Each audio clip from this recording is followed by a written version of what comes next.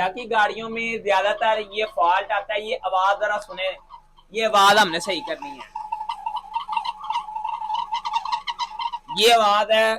इस आवाज को खत्म करने के लिए कस्टमर ने वाटर बॉडी, एडजस्टर और ये चीजें काफी चेंज की। बहरहाल इसकी आवाज खत्म नहीं हुई। जब ये अल शरीफ ऑटो पे आई तो हमने क्या देखा, इस गाड़ी की इस जगह से आवाज आ रही है। तो इस आवाज को खत्म करने के लिए हमने क्या करना है, एक तो इस गाड़ी का गियर ऑयल हमने चेक करना है। ऊपर पास आए जी, इसका लेवल इस जगह तक है, इसका लेवल यहाँ तक होना चाहिए।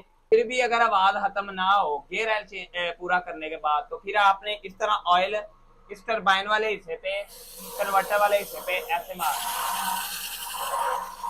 आपको महसूस हो रहा होगा कि अभी गाड़ी के अंदर आवाज खत्म होगी। जरा माइक पास करके चेक करवाते हैं।